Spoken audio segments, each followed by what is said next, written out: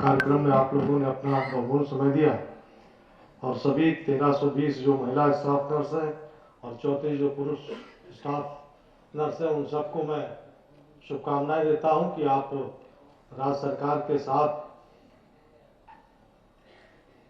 सरकार के इस चिकित्सा विभाग से जुड़ने पर मुझे पूरी आशा है कि आप लोग पूरे लगन से, मेहनत से मरीजों की सेवा करेंगे। मैं एक बार फिर आप सब नवनियुक्त स्टाफ नर्स हैं सबको मैं बधाई देता हूं। आप सब लोगों ने बहुत कठिन परीक्षाएं पास करके यहाँ पर आप लोग पहुंचे हैं। मैं एक बार फिर आदरणीय मुख्यमंत्री जी का, आदरणीय ब्रजेश पाठक जी का आभार प्रकट करता हूँ। धन्यवाद। जय हिंद, जय भारत। स्वागत उद्बोधन के लिए आपका बहुत बहुत धन्यवाद और आभार माननीय। इसके पश्चात मैं माननीय उप मुख्यमंत्री उत्तर प्रदेश माननीय श्री ब्रजेश पाठक जी से अनुरोध करूंगी कि अपने उद्बोधन से हमें अनुग्रहित करें।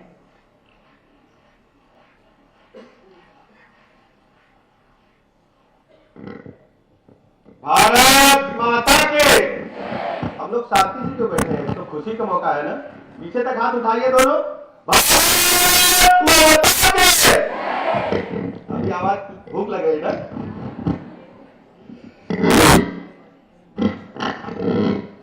नवचयनित स्टाफ नर्स के नियुक्ति पत्र वितरण के भव्य एवं गरिमामय समारोह में हमारे बीच में उपस्थित हैं उत्तर प्रदेश के लोकप्रिय, जनप्रिय, यशस्वी माननीय मुख्यमंत्री आदरणीय योगी आदित्यनाथ जी।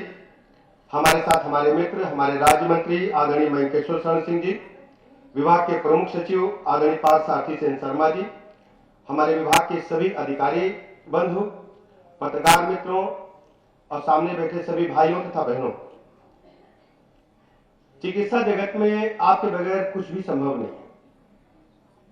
वरिष्ठ चिकित्सक आते हैं, मरीज को देख करके फिर आपके हवाले कर जाते हैं और आपका जो नोबल पेशा है, पूरी दुनिया में आपके प्रति सम्मान है। आपको ईश्वर ने इस पद के लिए चुना है। मैं आपको बहुत बहुत शुभकामनाएं देता हूं और उम्मीद करता हूं आने वाले दिनों में आप सब उत्तर प्रदेश के इतिहास में मील का पत्थर साबित होंगे अपनी सेवा के बदौलत। और सबसे खास बात यह है कि इस बार का जो चयन हुआ है माननीय मुख्यमंत्री जी के कुशल मार्गदर्शन में, एक रत्ती बराबर भी मेरिट में हेरफेर नहीं हुआ। आप जानते हैं 2017 से पहले प्रदेश में क्या होता था? सरकारी पदों की लूट होती थी, भाई भतीजावाद होता था, बिहाइंड द कर्टन क्या होता था किसी से छुपा नहीं है।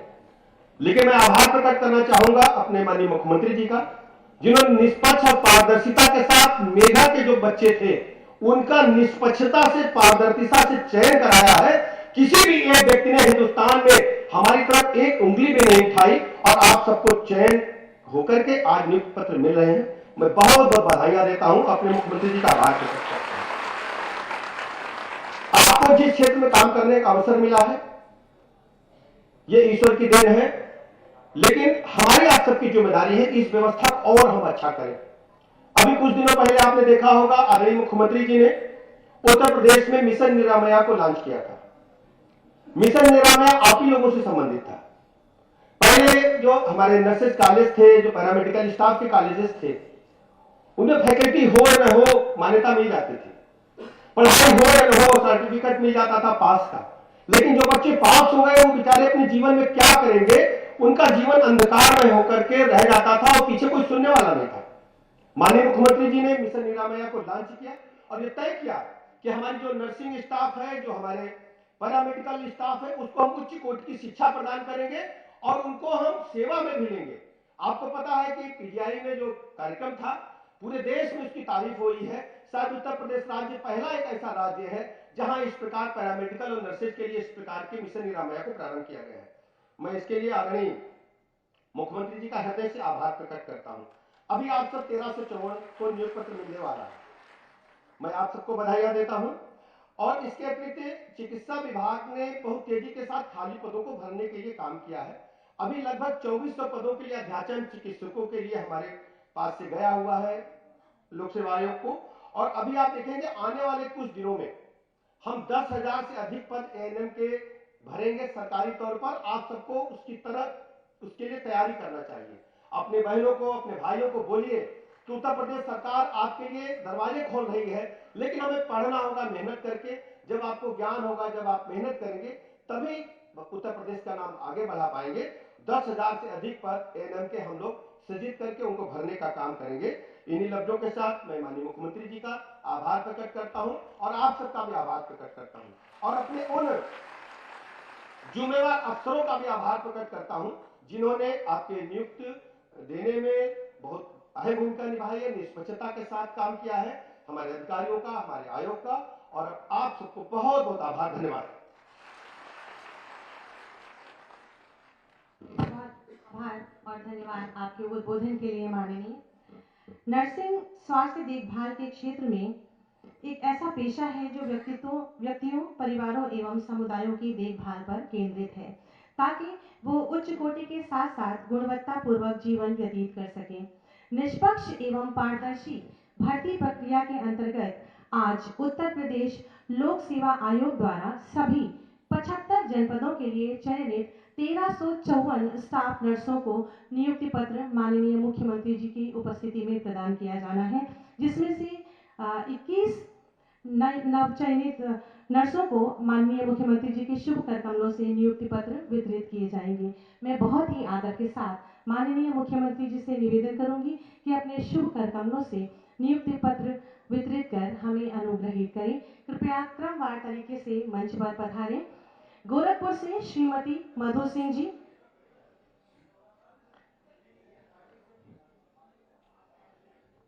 कृपया शीघ्रता से मंच पर पधारें। गोरखपुर से श्रीमती मधु सिंह,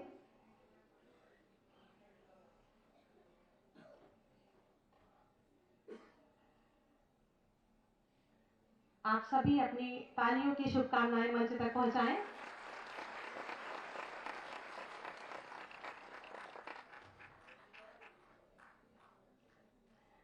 गोरखपुर से श्रीमती ज्योति पांडे,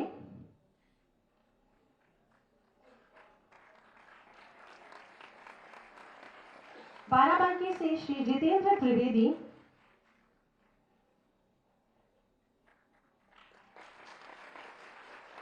अलीगढ़ से अस्मा उरूज,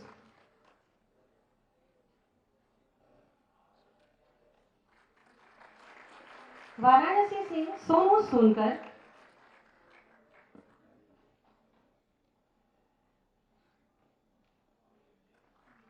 मिर्जापुर से शुभम सिंह पटेल,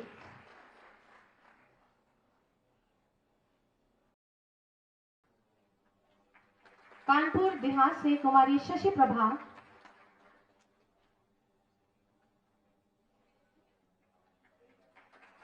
कानपुर नगर से कीर्ति तिवारी,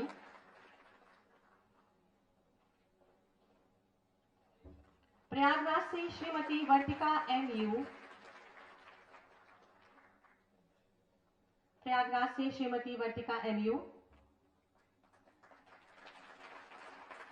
आजमगढ़ से कनीस फातिमा,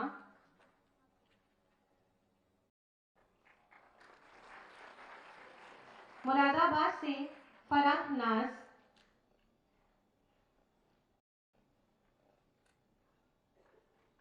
बरेली से भावना सागर,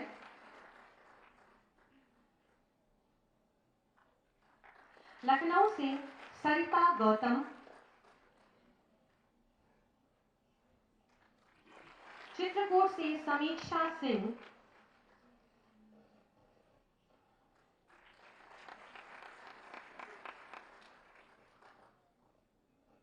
बस्ती से देवश्री त्रिपाठी,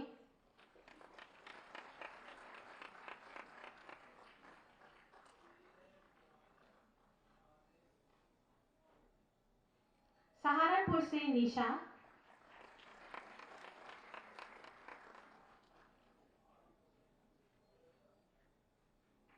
उन्नाव से सविता कुशवाहा,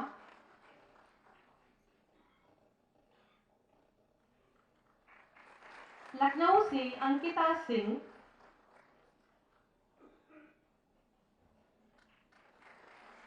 आगरा से आकांक्षा चौहान,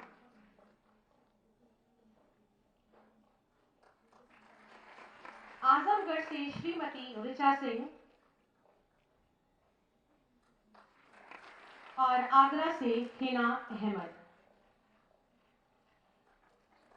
इन सभी नवचयनित स्टाफ नर्स को बहुत सारी शुभकामनाएं और बधाई। एक बार इन सभी के लिए जोरदार तालियां चाहूंगी आप सभी से, और माननीय मुख्यमंत्री जी का भी धन्यवाद ज्ञापित करूंगी। हमारे माननीय मुख्यमंत्री जी, जिनकी पारदर्शी और दमदार कार्यशैली और सकारात्मक सोच का ये परिणाम है कि आज उत्तर प्रदेश विकास और आत्मनिर्भरता के नित नए सोपान चढ़ रहा है। माननीय मुख्यमंत्री जी सभी प्रदेशवासियों के उत्तम स्वास्थ्य के लिए सदैव एक अभिभावक की भांति स्वयं खड़े रहते हैं तथा पूरे प्रदेश को अपना कुटुंब मानते हैं। आपका सदैव ही ये प्रयास रहता है कि जनमानस को एक स्वस्थ जीवन प्राप्त हो। ऐसे ही अभिभावक स्वरूप माननीय मुख्यमंत्री जी से बहुत ही आदर के साथ विनम्र निवेदन करेंगे कि वे अपने आशीर्वचनों से हमें अभिसिंचित करें, हमारा मार्ग प्रशस्त करें। आप सभी की जोरदार तालियों के साथ।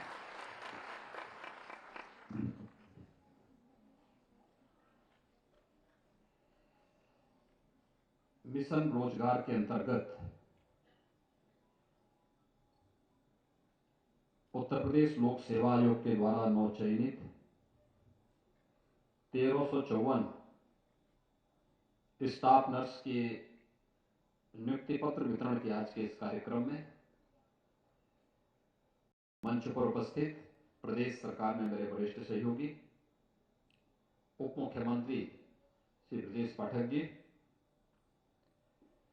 प्रदेश सरकार में चिकित्सा स्वास्थ्य एवं परिवार कल्याण विभाग के राज्य मंत्री श्री मयंकेश्वर श्रवण सिंह जी,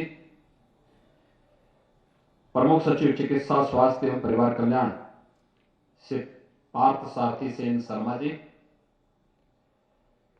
स्वास्थ्य विभाग के सभी अधिकारीगण और सभी नवचयनित स्वास्थ्य विभाग की रीड कही जाने वाली स्टाफ नर्सेज और उपस्थित भाइयों बहनों, मुझे बहुत प्रसन्नता है कि 1354 स्टाफ नर्सेज का एक साथ चयन उत्तर प्रदेश लोक सेवा आयोग के द्वारा पारदर्शी तरीके से करने के उपरांत आज स्वास्थ्य विभाग के द्वारा उन्हें नियुक्ति पत्र वितरण का एक कार्यक्रम यहां पर आयोजित किया गया है। मैं सबसे पहले आप सभी को इसके प्रति हृदय से बधाई देता हूं।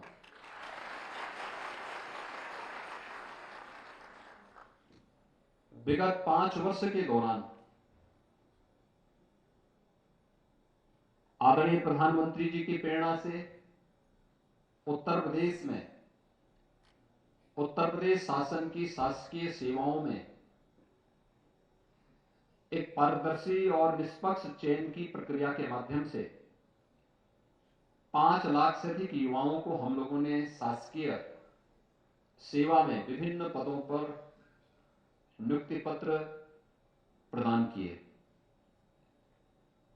प्रदेश के अंदर प्रदेश के युवाओं को निष्पक्ष और पारदर्शी तरीके से चयन की प्रक्रिया के माध्यम से जो सम्मान प्राप्त हुआ, तो उनकी ऊर्जा और उनकी प्रतिभा का लाभ भी प्रदेश को मिलता हुआ दिखाई दिया। जो प्रदेश पहले देश के अंदर एक बीमारू राज्य माना जाता था, यानी यहां मनुष्य ही बीमार नहीं था, प्रदेश स्वयं ही बीमार था।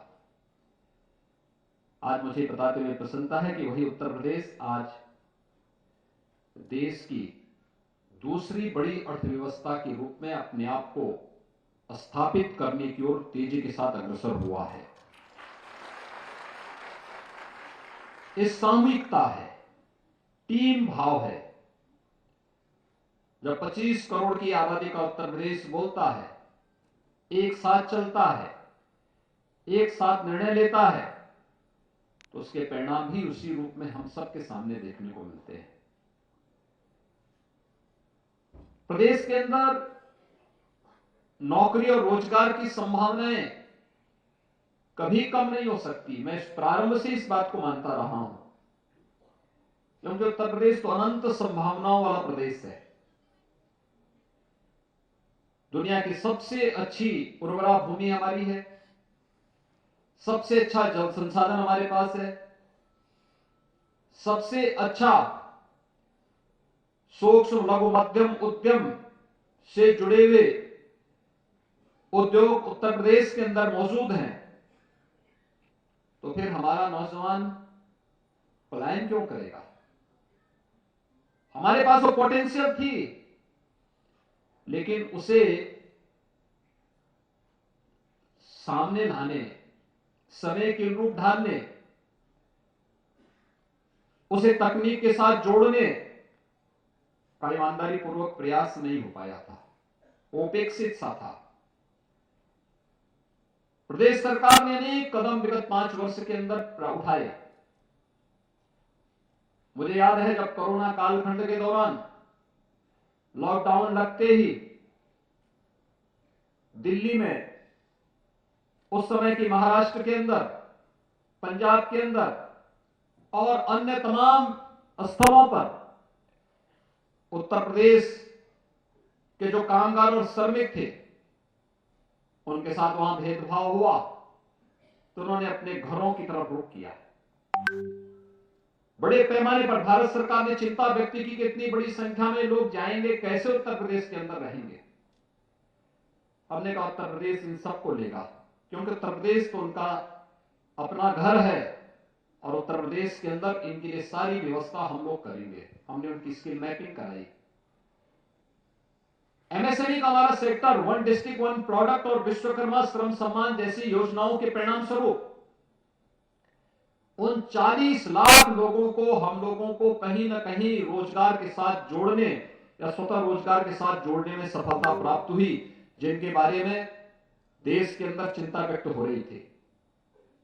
और इसी का परिणाम है कि विगत 5 वर्ष के अंदर उठाए गए कदमों का परिणाम है कि डबल इंजन सरकार, केंद्र और राज्य सरकार के संयुक्त प्रयासों से 1,61,00,000 से अधिक रोजगार का सृजन हम लोगों ने विभिन्न क्षेत्रों में, विभिन्न सेक्टर्स में प्रदेश के अंदर किए। तो 60 लाख से अधिक स्वतः रोजगार के सृजन की कार्रवाई भी प्रदेश के अंदर इस दौरान की गई। मिशन रोजगार के अंतर्गत शासकीय सेवाओं के लिए जो अभियान चल रहा है, इतनी नौकरियां कभी नहीं निकली। शिक्षकों की नियुक्ति का हो, बेसिक शिक्षा परिषद में 1,26,000 से अधिक नियुक्तियां हुई। माध्यमिक शिक्षा में 40,000 से अधिक नियुक्तियां हुई। पुलिस में 1,60,000 से अधिक भर्तियों की प्रक्रिया को पारदर्शी तरीके से संपन्न किया गया। स्वास्थ्य विभाग के भी अलग अलग पदों पर नियुक्ति की प्रक्रिया पूरी पारदर्शी तरीके से संपन्न हुई। और प्रदेश के युवा को जब प्रदेश के अंदर ही नौकरी और रोजगार मिलने लग गया, तो स्वाभाविक रूप से उसने अपनी पूरी ऊर्जा और प्रतिभा का लाभ उत्तर प्रदेश को दिया। आज परिणाम हम सबके सामने है। आज उत्तर प्रदेश देश के अंदर निवेश के सबसे अच्छे गंतव्य के रूप में जाना जाता है। उत्तर प्रदेश स्वास्थ्य क्षेत्र में जो प्रगति हुई, इस दिशा में आज परिणाम हम सबके सामने है। कोरोना प्रबंधन उत्तर प्रदेश का एक मॉडल के रूप में रखा गया। पूरे देश ने उसकी सराहना की। कोरोना कालखंड में जब हर व्यक्ति अपने को बचा रहा था, तब एएनएम, आंगनबाड़ी, आशा बोलिए, हमारा पैरामेडिक्स, हमारा चिकित्सक, एक समय तो ऐसा भी आया था जब निजी क्षेत्र पूरी तरह बंदी की ओर था, केवल सरकारी हॉस्पिटल में स्वास्थ्य की सुविधा थी।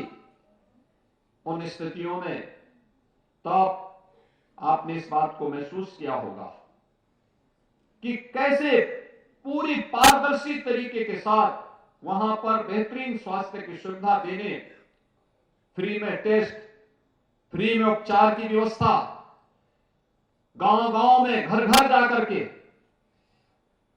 एक एक उस संभावित कोरोना पॉजिटिव के केसेस को चिन्हित करने के लिए स्क्रीनिंग की व्यवस्था, यह भी प्रदेश के अंदर हुआ।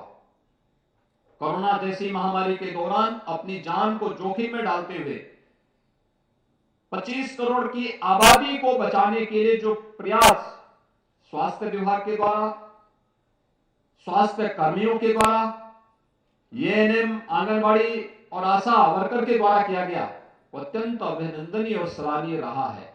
और इसीलिए आज जब हम लोग आज यहां पर 1354 स्टाफ नर्सेज को यहां पे नियुक्ति पत्र प्रदान कर रहे हैं, इस अवसर पर मुझे आपसे यही कहना है, प्रदेश सरकार ने विगत कुछ समय से जो उठाए गए कदम है कि स्टाफ नर्सेज को उत्तम प्रशिक्षण की व्यवस्था हो। आज हर गवर्नमेंट मेडिकल कॉलेज में हम लोग नर्सिंग कॉलेज स्थापित कर रहे हैं, या तो कर चुके हैं या फिर वहां पे करने की प्रक्रिया तेजी के साथ आगे बढ़ रही है। डिस्ट्रिक्ट हॉस्पिटल्स में इस प्रकार का प्रशिक्षण और पैरामेडिक्स के प्रशिक्षण के कार्यक्रम को भी तेजी के साथ आगे बढ़ाया गया है। ये एक क्षेत्र ऐसा है जिसमें नौकरी की कमी नहीं, लेकिन उत्तम प्रशिक्षण अगर हो जाए तो फिर आपके लिए नौकरी ही नौकरी है, उसकी कमी नहीं है। निजी क्षेत्र में हो, शासकीय क्षेत्र में हो, हमारी आर्म फोर्सेस में हो, इन सभी जगह के अलावा दुनिया के तमाम देशों में भी भारी पैमाने पर जगह खाली पड़े हुए हैं। तो एक रेशियो होना चाहिए कि 1 लाख की आबादी पे कितने चिकित्सक होने चाहिए, कितना पैरामेडिक्स होना चाहिए, कितनी स्टाफ नर्सेज होनी चाहिए। उस रेशियो से आज भी दुनिया में भी और भारत में भी काफी कमी है। उस गैप को हम पूरा कर सकें, इस दिशा से प्रदेश सरकार ने जहां ये कदम उठाए हैं, वहीं प्रशिक्षण की भी उत्तम व्यवस्था करने के जो कार्यक्रम बने हैं, उन पर उसके परिणाम भी आने प्रारंभ हुए।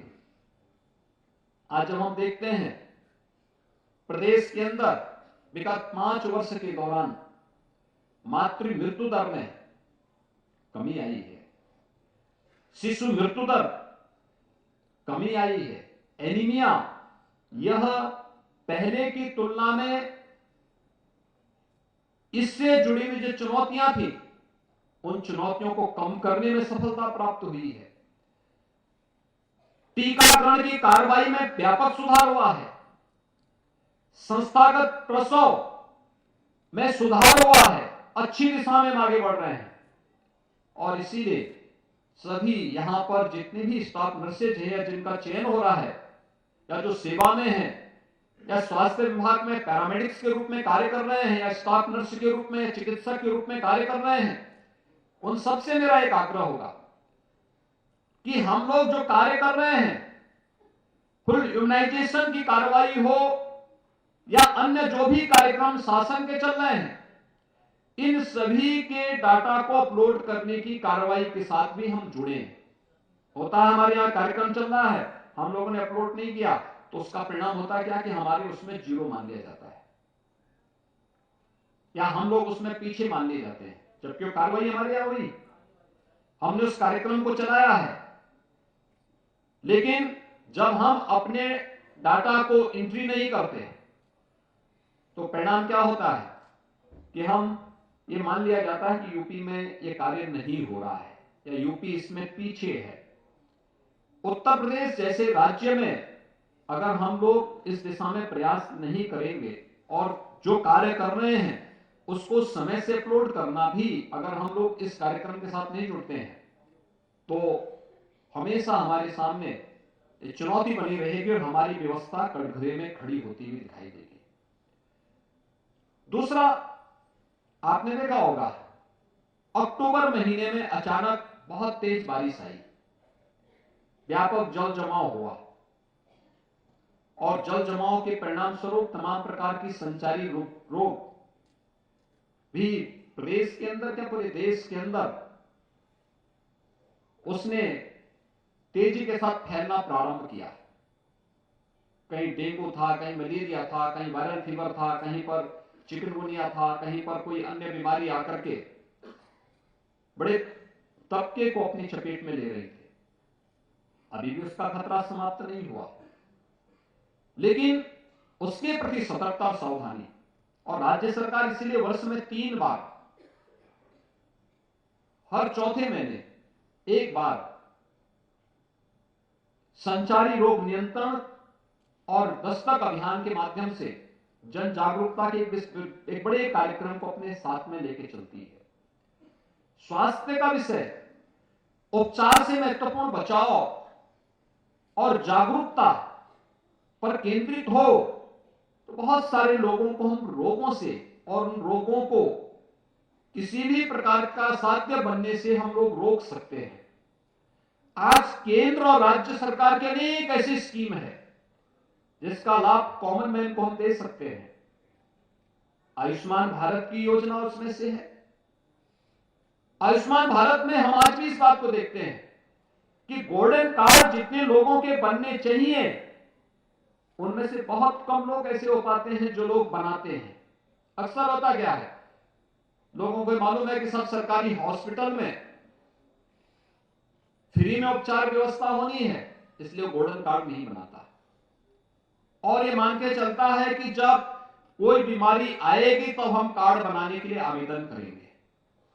बीमारी आए ना आए, अगर वह गोल्डन कार्ड बनाता है तो हर साल वो अपने आप ही रिन्यूअल होता जाएगा और एक व्यक्ति को एक वर्ष के अंदर 5 लाख रुपए तक की स्वास्थ्य सुविधा का कवर उसके माध्यम से उपलब्ध कराया जा रहा है।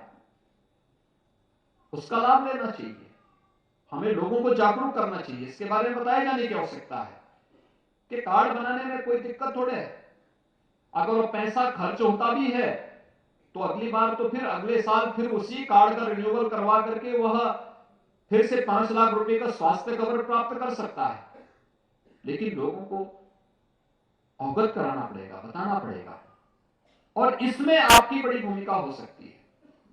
दूसरा जो मैंने पहले ही कहा कि स्वास्थ्य विभाग की रीढ़ स्टाफ नर्स होती है। हमारा मेडिकल ऑफिसर या जो वहां पर चिकित्सा विशेषज्ञ होगा वो आएगा, ओपीडी में एक बार देखेगा या वार्ड में भर्ती मरीज को एक बार जाकर के राउंड लेता है, वहां पर बीएसटी में लिख देगा। मरीज के साथ में जब आप हॉस्पिटल में है उस दौरान सबसे अधिक उसके नजदीक आपको रहना पड़ता है। आपका व्यवहार उसकी बीमारी को दूर करता है और मुझे लगता है कि हमें अपने व्यवहार को ऐसा रखना है कि वह व्यक्ति इस बात को भूल जाए कि वास्तव में बीमार है। हमें हॉस्पिटल का माहौल बीमारी का माहौल न देकर के एक स्वस्थ माहौल को बनाए रखने में हमें वहां पर स्वयं भी प्रयास करने चाहिए।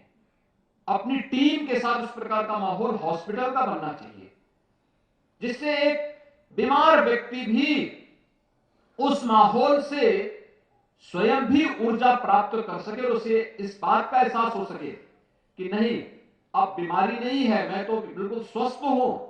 और मुझे लगता है आपका वह व्यवहार आपके कैरियर के लिए और आपको उससे मिलने वाली संतुष्टि से आपको बहुत लाभान्वित करेगा।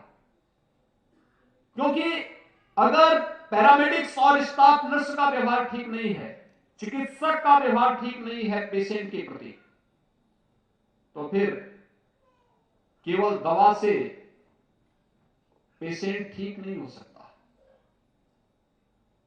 हमें उसके लिए अपने स्तर पर प्रयास करना होगा और इसके लिए प्रशिक्षण के दौरान जो आपने सीखा है, जो आपने शपथ ली है, आप सब इस बात को जानते हैं कि आप जब अपने क्लिनिकल वर्क में हॉस्पिटल में जाते हैं कार्य सीखने के लिए, उससे पहले आपका एक शपथ ग्रहण होता है। उस शपथ ग्रहण कार्यक्रम के साथ आप जुड़ती हैं। उस समय आपने अपने इस पेशे के प्रति जो शपथ ली है, मरीज के प्रति, उसके परिजनों के प्रति, अपने इस पेशे को स्वस्थ और मर्यादित तरीके से आगे बढ़ाने के प्रति अगर आप इसको लेकर के आगे बढ़ती हैं तो आप देखेंगे कि एक समय के बाद स्वयं ही आपकी प्रतिष्ठा को कई गुना आगे बढ़ाने में मदद करेगा और आप किसी सेवा को ध्यान में रख करके ही आपको हर व्यक्ति हॉस्पिटल में सिस्टर के रूप में संबोधित करके एक बहुत बड़ा सम्मान भी देता है। उस सम्मान को बनाए रखने की जिम्मेदारी भी आपकी होनी चाहिए। और इसलिए मैं आज आपके दिन पर आप सबसे इस बारे में कहूंगा कि हम अपनी इस जिम्मेदारी को निर्वहन करने के लिए अपने को तैयार करें।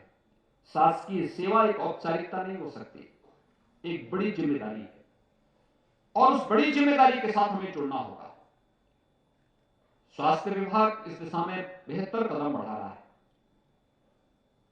अभी भी हमारे पास जितनी बड़ी आबादी है, उतनी बड़ी आबादी और जितने हॉस्पिटल्स हैं, उसके अनुरूप विशेषज्ञ चिकित्सकों का अभाव है। सरकार लगातार प्रयास कर रही है। हमने विशेषज्ञ चिकित्सकों के लिए एक अलग कैडर भी गठित कर दिया है और कैडर गठित होने के बाद नियुक्ति का अधियाचन भी लोक सेवा आयोग को भेजा है। ये प्रक्रिया तेजी के साथ आगे बढ़ रही है और मैं विश्वास करता हूं कि लोक सेवा आयोग के माध्यम से एक बार इस प्रक्रिया को पूरा किया जा चुका है, शेष को भी तेजी के साथ आगे बढ़ाते हुए विशेषज्ञ चिकित्सकों की भर्ती की प्रक्रिया को वह हम समयबद्ध तरीके से आगे बढ़ाएंगे। दूसरा, आज तकनीक का समय है। प्रदेश के अंदर दूर दराज के जिन क्षेत्रों में जहां पर आज भी चिकित्सक पहुंचाने में दिक्कत है, हमें वहां पर टेली मेडिसिन और टेली कंसल्टेशन की सुविधा के साथ जोड़ने की कार्रवाई को आगे बढ़ाना चाहिए। वहां पे स्टाफ नर्स हैं या पैरामेडिक्स हैं, अगर इनका प्रशिक्षण हो जाए और हायर सेंटर के साथ जोड़ करके वहां पर टेली कंसल्टेशन या टेलीमेडिसिन के साथ हम उन्हें जोड़ दें, तो स्वाभाविक रूप से बड़ी आबादी को, जो कोरोना कालखंड में प्रधानमंत्री जी ने एक मंत्र दिया था कि जहां बीमार वही उपचार, अगर उस व्यक्ति को उसके गांव में ही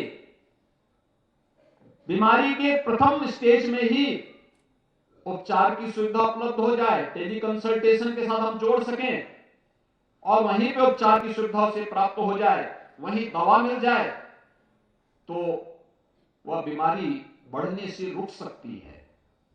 बहुत सारे लोगों को हम स्थानीय स्तर पर ही उपचार का लाभ दे सकते हैं और अगर स्थानीय स्तर पर बीमारियों का उपचार होने लग जाएगा तो जो हमारे बड़े बड़े मेडिकल कॉलेजेस हैं, हॉस्पिटल्स हैं, वहां पर गंभीर रोगी ही आएंगे। अक्सर होता क्या है, हम केजीएमयू में देखते हैं 8,000 से 10,000 पेशेंट आता है। एससीपीजीआई 8 से 10,000 पेशेंट प्रतिदिन आता है। आरएमएल में 4 से 5,000 पेशेंट प्रतिदिन आता है। अन्य मेडिकल कॉलेजेस में जहां भी हम जाते हैं, मैं पूछता हूं लोगों से कि ओपीडी कितनी है आपकी, पता लगता 5,000, 6,000, 7,000 तक। स्थानीय स्तर पर उपचार की व्यवस्था देना है, जिससे ये भीड़, बहुत बार होता क्या है, हॉस्पिटल में जब भीड़ बहुत ज्यादा होती है तो डॉक्टर भी घबराता है उससे कि ये भीड़, इतनी भीड़ है। उस भीड़ से अगर हर स्तर पर उसकी स्क्रीनिंग होते हुए, सामान्य बीमारी है, गांव में उपचार हो सकता है, पीएचसी स्तर पर उपचार हो सकता है, सीएचसी स्तर पर हम उपचार की सुविधा दे सकते हैं, डिस्ट्रिक्ट हॉस्पिटल के स्तर पर दे सकते हैं, तकनीक का उपयोग कर सकते हैं। स्वास्थ्य के प्रति जागरूकता के जो विभिन्न कार्यक्रम चल रहे हैं, उस दिशा में हमें प्रयास करना चाहिए। हमें उस दिशा में और भी प्रयास करने चाहिए। प्रदेश के अंदर संचारी रोग नियंत्रण करने में प्रदेश सरकार ने बड़ी सफलता प्राप्त की। आज उसके परिणाम भी सबके सामने हैं। अभी एनजीटी ने ही उत्तर प्रदेश के अंदर इंसेफ्लाइटिस के मुद्दे को लेकर के आज से 6 महीने पहले एक नोटिस जारी की थी। तो हम लोगों ने बड़ी शालीनता के साथ उनसे कहा कि भाई अच्छा होगा उत्तर प्रदेश के बाहर की किसी संस्था को इसकी जिम्मेदारी दी जाए, वो देखे तो यूपी के इस मॉडल को। और जो आपके पास झूठी कंप्लेंट पड़ी है कि इंसेफ्लाइटिस से मौतें हो रही, थोड़ा इसकी भी जांच हो जाए। उन्होंने बैंगलोर की एक संस्था को इसके साथ जोड़ा है। संस्था ने रिपोर्ट जब अपनी दी तो सबकी आंखें खुली की खुली रह गई।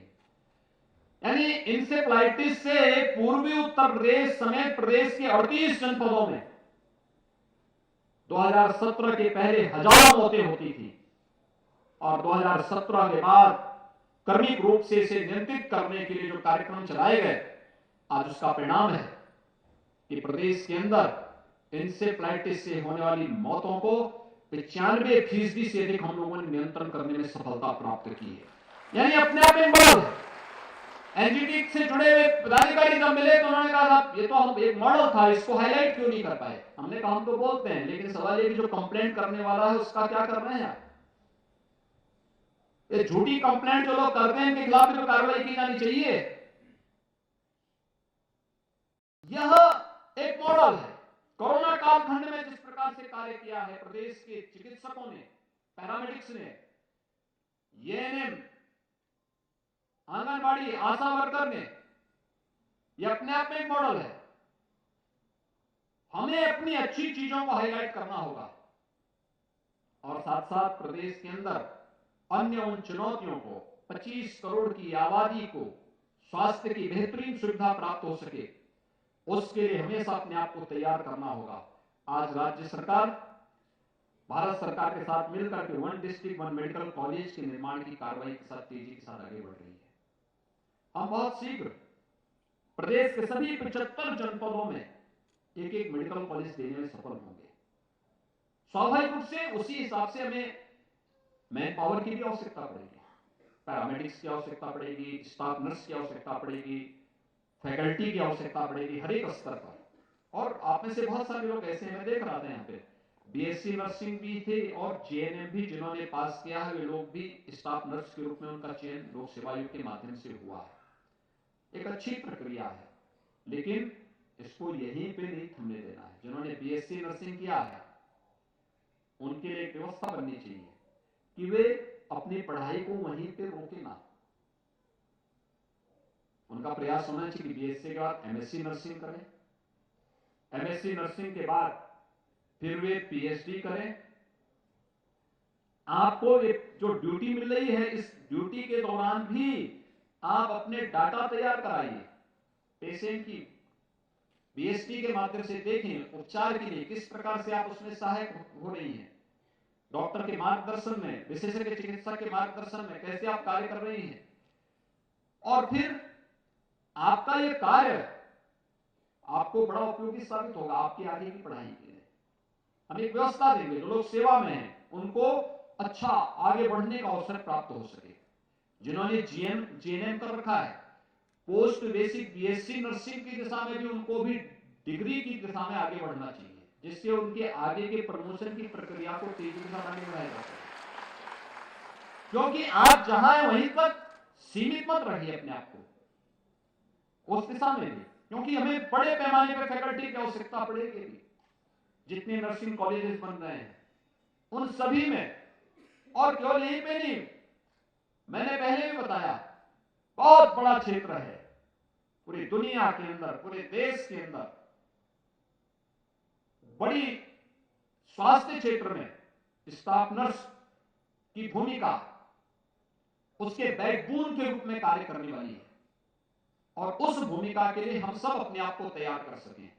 इसके लिए अभी से अपनी तैयारी पूरी मजबूती के साथ, पूरी तन्मयता के साथ, पूरी प्रतिबद्धता और ईमानदारी के साथ आप अगर अपने पेशे से जुड़े हुए कार्य को ईमानदारी के साथ आगे बढ़ाती हैं तो आपके स्वयं के विकास में सहायक होगा और स्वास्थ्य क्षेत्र एक विश्वसनीयता के प्रतीक के रूप में उभरेगा। शासकीय सेवा में आप आए हैं तो शासकीय सेवा को एक मॉडल के रूप में प्रस्तुत करने की जिम्मेदारी भी आपकी है। अगर आप इसको एक मॉडल के रूप में प्रस्तुत करेंगे तो इसकी विश्वसनीयता बनी रहेगी, और अगर इसकी विश्वसनीयता पर संकट आएगा तो स्वाभाविक रूप से वह आने वाले समय में इस पूरे पेशे के ऊपर ही संकट खड़ा होगा। क्योंकि जब भी संकट आया है, आपने देखा होगा, हम लोग तो रिस्क लेकर के फिर से नर्सिंग कॉलेजेस बना रहे हैं, हम लोग तो फिर से पैरामेडिक्स के प्रशिक्षण केंद्रों को पुनर्जीवित कर रहे हैं, बंद पड़ चुके एएनएम सेंटर को फिर से चला रहे हैं। पिछली सरकारों ने सब बंद कर दिए थे, सब बंद हो गए थे, नर्सिंग कॉलेज बंद हो गए थे, एएनएम सेंटर बंद हो चुके थे, सभी चीजें बंद हो रही थी। अब ये बंद ही नहीं, बल्कि हमें एक उज्जवल भविष्य के कार्यक्रम के साथ आगे बढ़ना है। इस विश्वास के साथ मैं एक बार फिर से 1354 जो स्टाफ नर्स हैं, और इसमें मेरे लिए प्रसन्नता इस बात का है कि 90% बालिकाएं और महिलाएं हैं। इसमें 90% से अधिक उनका चयन हुआ है। 10% इसमें पुरुष भी हैं, मेल नर्स भी हैं, लेकिन 90% इसमें महिलाएं आई हैं, उनका चयन हुआ है, उनको अपने कैरियर को आगे बढ़ाने का एक अवसर मिलेगा। मुझे पूरा विश्वास है कि आप सभी लोग पूरी ईमानदारी के साथ, पूरी दक्षता के साथ इस कार्यक्रम के साथ आगे बढ़ेंगे और स्वास्थ्य सेवाओं की नींव को मजबूती बनाने में अपना योगदान देंगे। आप सबको मैं एक बार फिर से हृदय से बधाई देता हूं। स्वास्थ्य विभाग को लोक सेवा आयोग के माध्यम से इस पूरे कार्यक्रम को पारदर्शी तरीके के साथ आगे बढ़ाने के लिए उत्तर प्रदेश लोक सेवा आयोग और स्वास्थ्य विभाग को भी धन्यवाद देते हुए आपके उज्जवल भविष्य की कामना करता हूं। धन्यवाद। जय हिंद।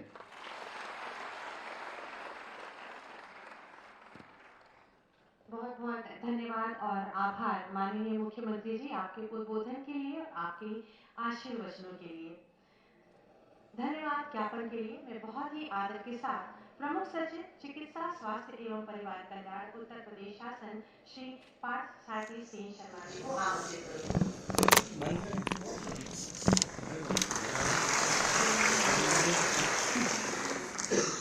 आज